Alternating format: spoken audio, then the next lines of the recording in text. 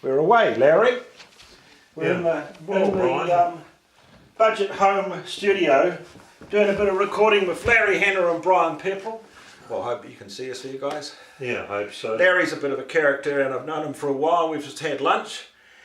And what is the burning issue for us, Larry? Well, the burning issue actually is roads, the council, and I think you've been through it all. We've seen it in the papers. You've got to think from an historical point of view. We've been there before because we're in dire economic times. Yeah. You see, Brian, there's swimming pools being built, indoor stadiums, where we're in an economic crisis. And now they're going to sort of build a flyaway and this kind of thing, and I don't know how the ratepayers and the renters are going to pay for it eventually. With the increases in food and GST, it's going to be very difficult in the future, and this problem's come up before in the past. It's not new.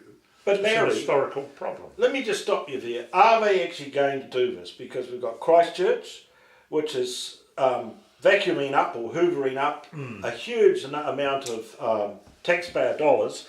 We've also got health and education, which, you know, always run in red.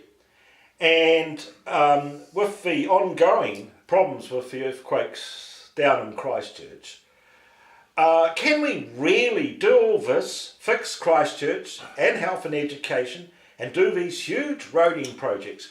And also, we are borrowing over $1 billion a month at the moment to keep the country going. Now, something's going to give, surely, Larry. No, they can't do it, that's definite, Brian. And the reason why they can't keep it up is that their credit ratings will go down, and you've got to realise that the major country that's been doing the banking and the credit and everything has been the United States, is now in the red.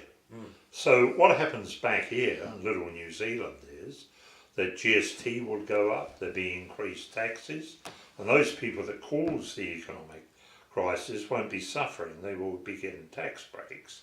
But the average person will have to pay for it one way or another, a cut in benefits, a cut all the way around, and it's going to be quite cruel. Well, so we have three options. In times of economic crisis, you can print money, you can borrow money, or you can sell more overseas product, okay? And we're not doing too well in selling, well, we're selling a bit of overseas product, but we're actually not doing as well as we really should do to fund everything. We're not going to print any money unless we want our currency to turn into a basket case, because when you print money, of course, you have inflation, don't you? So that takes us back to the option of borrowing money.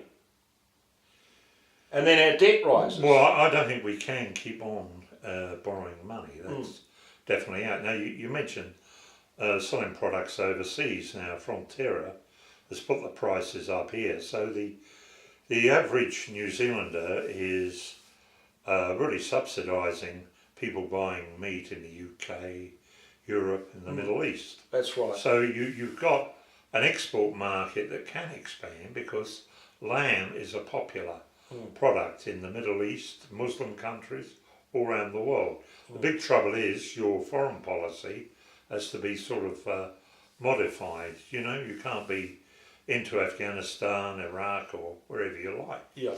And this is some of the problems that are coming up, you see.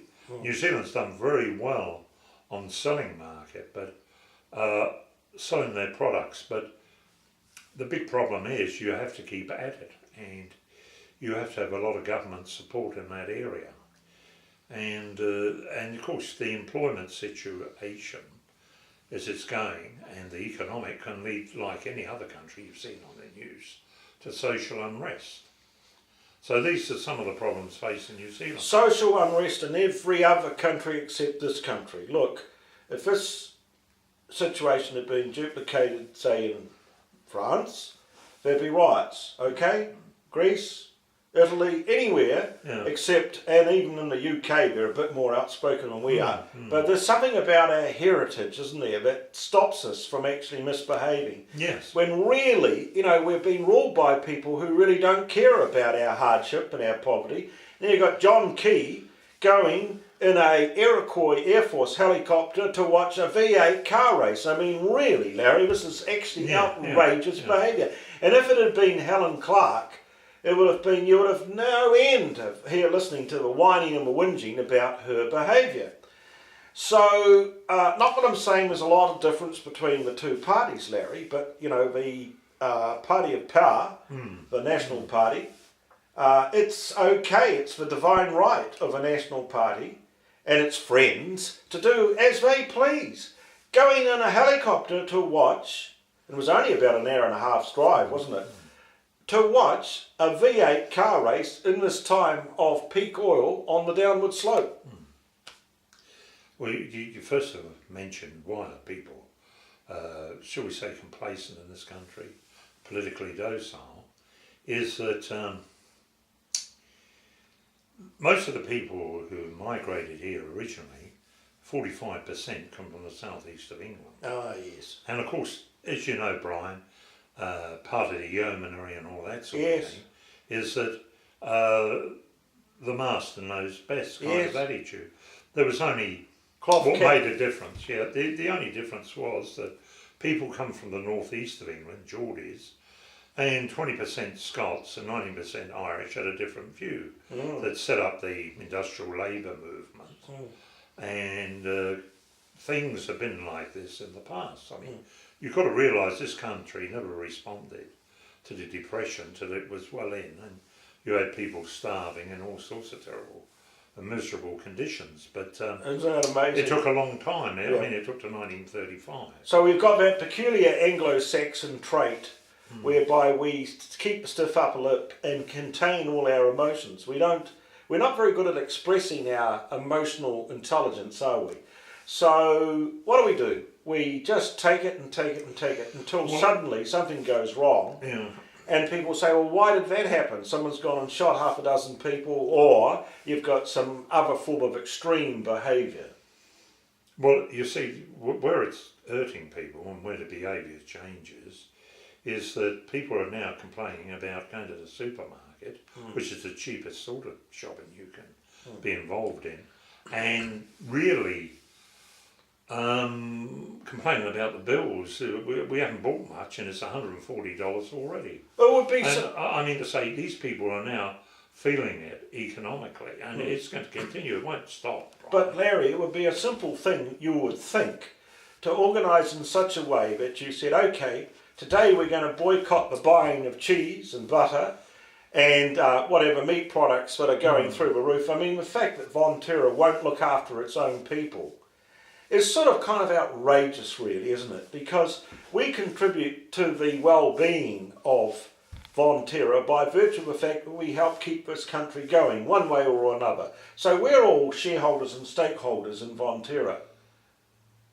Yes, we are. They're quite happy to privatise the profits, but whenever there are any problems, they want to socialise the losses. They never, ever, ever socialise the profits, do they? No, they never do, and they never will do. Now, why is it we put up with looking after all these companies? I mean, for example, down south you've got, the finance companies that are actually in trouble, Alan Hubbard, and a whole string of dodgy lenders who have kind of been protected under the guarantees that the government have given. And it's just again and again, socialising the losses. Okay, we're good enough to carry the losses, but we're never good enough to share in the profits. Well, I say to Fonterra, which is part of our community, come on, share those profits by giving all of the people of New Zealand a decent opportunity. Give us the discounts that we actually earn by being in this country. Give us the discounts on the products that we help produce. What do you think of that? Yes, that's a policy that, could be brought about, a policy like that. You've got to understand that the divine right to rule, by the ruling class, it's generally the National Party, in some cases it's been the Labour Party in the past, who've got into it, they think it's their divine right and they know economically best. And they form a subculture, like an aristocratic subculture, amongst themselves, And they say, we know what's good for the people. Now, if people took their democratic rights the right way, they would study politics and come up with the right solutions, but they don't. Yes. I mean, we criticised the Wellington City Council as privatised everything, but in the 30s, when they weren't, they could add on extra jobs to the council. Indeed. In economic times.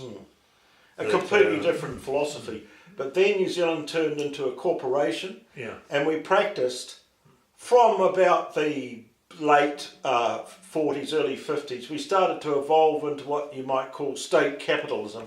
And I think that, the late Robert Muldoon actually perfected that. We didn't actually ever have socialism here.